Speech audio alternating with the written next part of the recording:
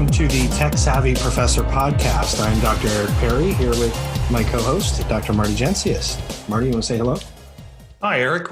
It's good to be back, and it's good to be talking tech, which probably is something that people have been doing for at least definitely been thrown into for the last 8 months or so. So we thought it would be fun to start this back up again and give folks tech tips from an academic standpoint along the way. Yeah, and I mean, this has really spawned a lot of questions as everyone looks to navigate teaching online and Zoom meetings, and the requirements that we have for our computers are a lot higher than they were at one point. So I know I've received a lot of questions around how do I make my Zoom meetings run better, or my computer doesn't seem to run them as well as they used to. And there's some things that you can do, and we can talk about some of those things. And some things that we can look at to help improve performance and just gauge where your machine is at and potentially where your network is at.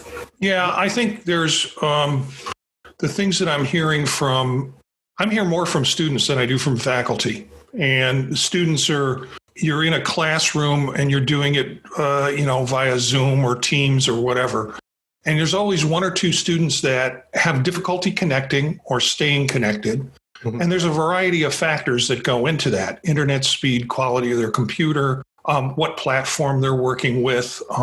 We have some students who come in on smartphones, some folks who come in on Chromebooks, some folks who come in on tablets, and with varying bandwidth in terms of the Wi-Fi they have access to in their community. So it's a hard problem to solve because the parts keep changing with each person that has a question about it.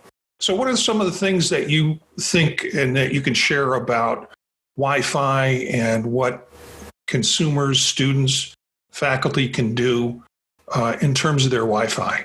So my position is primarily online. I teach the majority of my courses online, both synchronously and asynchronously. And I always have my students start with a speed test to take a look at how their network is doing and whether or not it's going to support whatever software we're using. So for example, if we're using Zoom, I'll send out the minimum requirements that Zoom lists on their website. And I use a site called speedtest.net so that they can test their ping, their downloads, and upload speeds. These three things will tell you whether or not you meet those minimum requirements. And there's a couple of different services out there. So I have them run that test to see where they're at, just as a starting point, to see if they can, at a baseline, their network can support it. If they can't, we're going to start to look at what they can do about their network, whether or not they can increase their speed, whether it's a bandwidth issue, something they need to buy in terms of their network or their router, and then even channel options with their routers. Some of the newer routers have 2 or 3 channels that you can connect to. 2.4 being an older one, 5.0 being kind of a newer, faster channel in most cases. Depending on your device, whether or not it's new enough to support that 5.0 connection can help. And as I said before, my solution to all problems is just buy new equipment. And I say that tongue in cheek, but not so much the case is upgrading your equipment will do a lot. But again, in this time, students and faculty don't have the money to be able to do that easily. It's costly in a lot of ways to make these corrections. So it seems like a simple solution to me because I'm a technophile and I like to have the latest stuff. But for most folks, they won't be able to or can't upgrade their system. So what kinds of things can we do to encourage them to get the best out of what they got? So in addition to looking at how fast your computer can run on a network or how fast your network speed is, there's a lot of things on your computer or even your mobile device that can weigh down your speed. And a lot of times we think about how much memory we're using up. And that's true in a couple of different cases. It's how much memory are we using right now, currently, your RAM, right? That working memory that keeps everything going in the background. as well as what you're storing on your computer. So there's a couple of different services, and Marty and I have a few that we've talked about and we've used. I've used CCleaner. It's a pretty old software, just in terms of being around for a while. But they've since expanded to PC, Windows, Mac. You can download the app on your Android phone, on your iPhone, and it helps look at some of those things that you don't use as much, take off some of the programs or components that maybe aren't in use, some old drivers and things like that, and to look at your processing speed. How much of my RAM am I using? So you may need to clean off things like cookies, things like temporary files that just tend to hang around and bog your system down. So I like CCleaner. Marty, you and I had talked a little bit earlier, and you'd mentioned another one that you liked. Yeah, I'm from the Mac perspective. I use Clean My Mac. And I've had maybe 100 people say this is great. And then I've had 2 people say, oh, you're not supposed to use that. And I had a problem one time, and I called tech support and they told me to take it off. I haven't had any problem with it. And what I like about it is it's a very simple interface. You don't have to know a lot about your computer and what all these different things mean to clean it. It's a one-button push. You open the program up. There are some default settings that are already in there, and you can push and do just a quick scan and clean, and it will remove a lot of junk, gigabytes worth of junk that's on there. There's some deep cleaning stuff that you can do if you want to. You can search for larger files. And I'll do that occasionally and find out that I have a copy of a movie or some video that I created that I don't need anymore because I've stored it off. It doesn't need to be on my computer. And that helps free up a lot of space too. It will also clear your RAM and clear your caches. So those kinds of things, sometimes I notice with computers, I start to slow down the more work I'm doing on it because my RAM has been dedicated around to a bunch of little programs that are running at the same time. This will clear that up very quickly and will kind of free up my speed on my computer. So Clean My Mac is one that I recommend. Be careful because there's a lot of programs out there, and I don't want to necessarily speak disparagingly about it, but Mac Keeper is one that is always at the top of the searches and pops up. And that program seems to notoriously put a lot of junk on your computer. It causes problems, whether it's, how it's collecting data. There's been plenty of warnings about that. And I've had it, sort of stall out my computer. So Macs supposedly, notoriously, don't need to do all this stuff. Its operating system does it without you needing to put a program in to do it. Viruses are another thing too that, we'll talk about that at another time. But in terms of all this maintenance of the system, it's supposedly done automatically. I still like having a product that I can push a button and clean material off of and help with the lag that might be going on with my computer. So Clean My Mac is the one that I've been using. You made me think of something too, Marty, is that my kids right now are using Chromebooks, right? Those are intended for lightweight types of jobs. They're not multitasking computers, right? They're meant to really do one thing at a time, to be lightweight. They don't have a whole lot of power, a whole lot of storage space. So, it's intended to do one thing at a time. The more things that you have going on a MacBook, not a MacBook, I apologize, a Chromebook, the slower it's going to go. And, the Google operating system is nice. It's really clean. It's really user-friendly, but it will kind of hide things from you in the background. I've noticed my kids have had, Roblox or, some other computer program or game up in the background. And they're not really aware that it's there. So really, even just being attentive to what's running on your machine at the moment can have a big impact. This is really crucial too for mobile users. So I've had a lot of students try to attend meetings by mobile, which is totally fine. Some of these, Adobe Connect being one, has a really nice mobile user experience. Zoom is really clean on mobile, but you need to be attentive to what you have going on your phone. And similarly, you don't always know what's running in the background. So having an app that's going to both monitor that for you, and just being knowledgeable before you jump on a call about getting those things closed out can be really helpful as well. Yeah, that was going to be my first recommendation before running a cleaner. I mean, I now buy computers and upgrade my computers, which is with as much speed and as much RAM that I can get out of it at the time I'll put in. But I mean, I look across my menu bar and I've got Zoom running, I have VLC running, I have Twitter running, I have a file organizer running, weather, meter, a link to my Google Drive, malware bytes, Todoist. I've got a bunch of stuff running in the background, and I forget about it, and then many students forget about it, or faculty forget about it, and then they get into a high use moment, which is often what online teaching is, and things kind of log jam up. So if you see that happening, one of the first things you can do is shut down all that stuff running in the background, and that might be one way of helping your situation. My next point, Marty, was really just to talk about a test call. It sounds silly, especially if you've used services like this before, but don't underplay the usefulness of a test call. So things like Zoom have a test room that you can use to make sure that your system meets requirements. It'll check for you.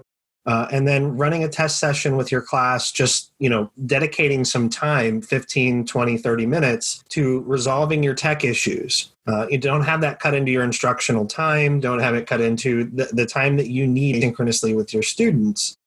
Because inevitably, meeting with a class for a 10-week term, at my first 40 minutes are sorting out issues with, 3 or 4 of the students who are experiencing difficulties. That's just par for the course. So if you can find a way to conduct a test call, engage your students in doing a test prior to getting on, you can head some of those off at the pass. Some of them are actually pretty sophisticated. I think Adobe's service will actually give you suggestions about things that you can do based on how your system is performing in the environment. They had a really nice update a couple of weeks ago that changed their whole Connect interface. So something to think about. Yeah, I think it's a great idea. What I run into, like you do as a faculty person, students who come in on phones have a different interface, so they don't know where to find the kind of stuff that you can find if you're on a desktop computer.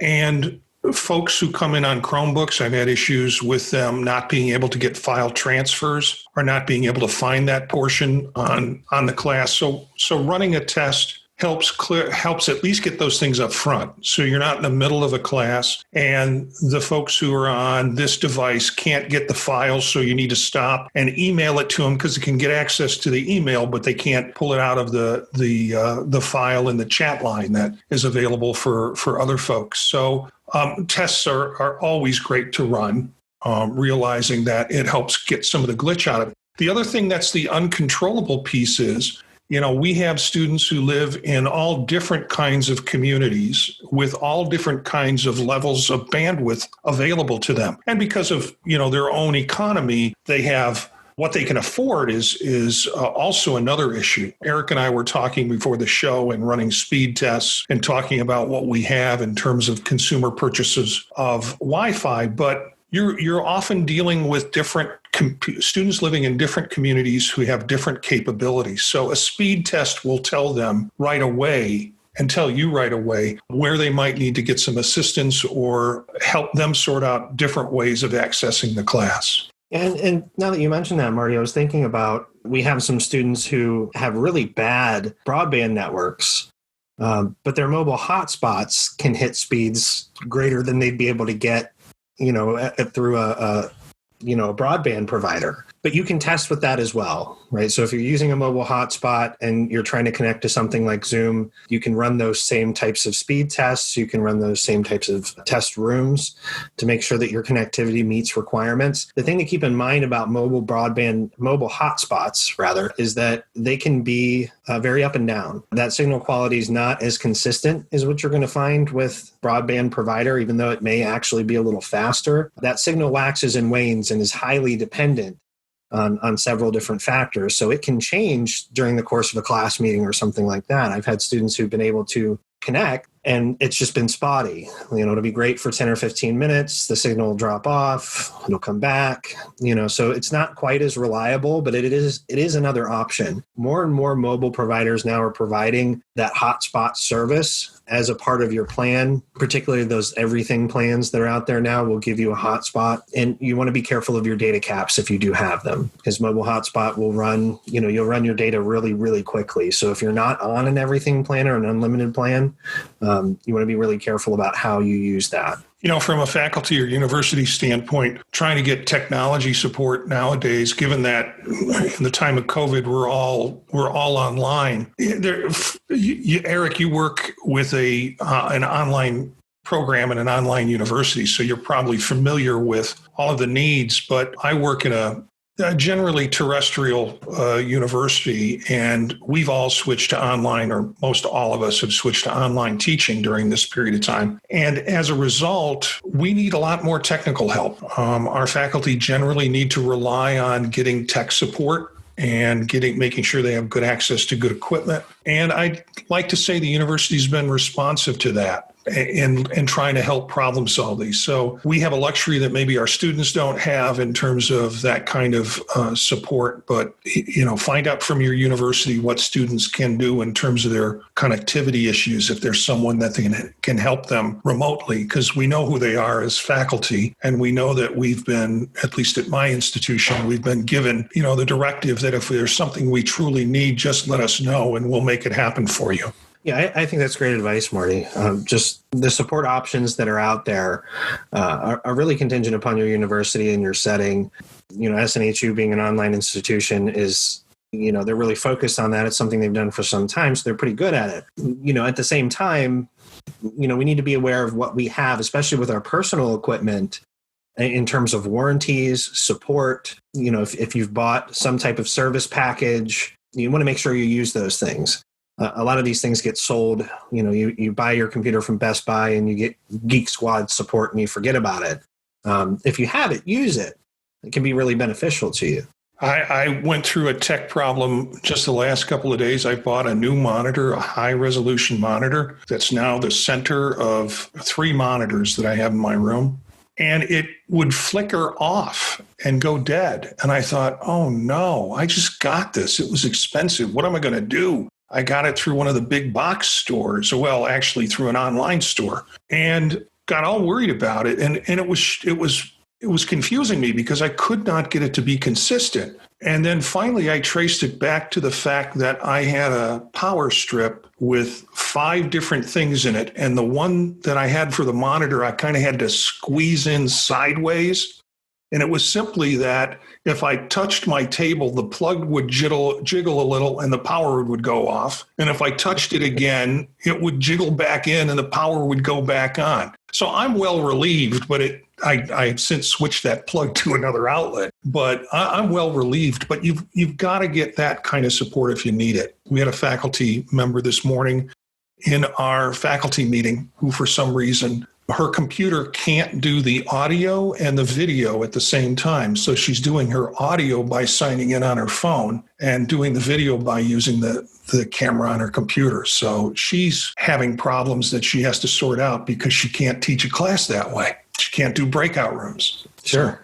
Yeah. And I just want to point out the fact that my co-host of the Tech Savvy Professor just told a story about how he did follow the advice of turning it on and turning it off again to see if that fixed the problem. Yeah, I turned it on and turned it off multiple times. I, however, didn't check the outlet that I had plugged it into. So is your device plugged in, sir? Yeah. And I'm sure you've had plenty of those calls, Eric. Yeah. And I mean, it really is a learning experience to check the simple things first, because sometimes it can be those little things that help. Brings me to one last final point. When you're considering Wi-Fi and whether or not to, hardline in, a lot of the new devices, for example, your Chromebooks and things like that, your lightweight devices, there's no way to run, a direct line from your modem to your computer. It just doesn't exist. It's set up for Wi-Fi. So distance, barriers, all of that matters. Your signal strength is going to be largely contingent upon how far your modem is away, your router specifically, what's in between those things, what's being used by it. I have to run around my house before I teach my synchronous course at 7:00 Monday and Wednesday night and turn off tablets, turn off iPhones, because all the kids have iPods, they have Android tablets. All of this is going to weigh it down. And there's 7 of those between my computer and the router upstairs. So those physical barriers are important. And there are extension devices that can help if you have weak spots in your home that you notice, or your office happens to be in one. They do help, but sometimes they don't help as much as you'd hope. So the practical solutions are usually the best. The closer you can be to that Wi-Fi signal, the better. The higher the channel number, the better. So your 5.0 is going to run a lot better, a lot faster than your 2.4, which is an old band connection. I had a couple of problems with my Wi-Fi. Originally, it was on a service. When you said hardwired in, I thought you're going to talk about the problem I had, but you're talking about an important part of you can't hook everything directly into the internet. You have to go through some type of Wi-Fi to get it to your device quite often. One of the first problems I had was I was using a service that was basically based in a DSL version, and the DSL didn't run into the house. It kind of ran up to a spot outside of my house, and then the router inside my house magically connected with that spot, and we were, as the person who installed it said, you're kind of at the end of the line. And I had all sorts of problems with Wi-Fi dropping out, heavy use in the evening when everybody else was on it. I would have all sorts of dropouts. My son would be upstairs in the bedroom and he would start streaming YouTube, and I would suddenly stop being able to work. So I wound up switching to a service that actually ran the cable into my house to my router, and that made it a lot better. But I still live in a tri-level house. So another solution that you might consider with those barriers is I have a mesh network, and that solved in my house, it solved all of our connectivity problems. So you can see those extenders that are mesh networks that essentially it takes the source Wi-Fi and it kind of follows you around the house. You place them. I have one on each 3-level. So where if my wife and I are downstairs running iPad stuff, it will be pulled from that closest relay. If one of us comes upstairs, it will split it between the upstairs and the downstairs relay. These are also really helpful if I happen to have a steel beam that runs through basically our second floor and supports the garage and part of the house. And that causes all sorts of interference with cell phones and also with Wi-Fi spreading around the house. So, and I've heard other people install them where they have brick wall separations from room to room, and they've had problems getting Wi-Fi through the brick wall. So those are other considerations if you're looking for ways to strengthen signal in where you're working in your home. Yeah, and like we said, the simple things, start there first. Those physical barriers, what's running on your computer in the background? Have you cleaned it lately? Are you full in terms of memory usage? There's a lot of things you can look at to really improve the performance of the devices that you have. And even the mesh networks that Marty's talking about, they're not overly expensive, but it's another potential solution if your home is prohibitive. Ours is a bi-level, split-level kind of home. So the basement is half in the ground, so to speak, and then the top floor is higher. So we have connectivity issues in part of the house where the main wall runs, and we've had to put some extenders in the other side of the house just to pull that signal that direction. But yeah, I think that's what I have for this topic, Marty. Anything else you can think of? No, I think we covered it the best we could. But of course, if you have any questions, you can always contact us and we'll try and respond to them. And if you have a question, you can call our question line 937-756-5140. And that will come through to us, and we'll try and use that portion of the question, and at the same time, try and answer that question next time on the next show that we can. Thanks for listening to the Tech Savvy Professor. You could look for us on Spotify, Stitcher, Google Play Music, and iTunes. Our website is thepodtalk.net, where you'll find a bunch of other programs that are involved that we do and produce with the PodTalk Network. Besides the Tech Savvy Professor, the PodTalk Network currently hosts Grad School Deconstructed, the Faculty Meeting, Positively Ethical, Supervision Time, and Apply Topically. Find out more information about the current shows and the new ones coming at the PodTalk Network.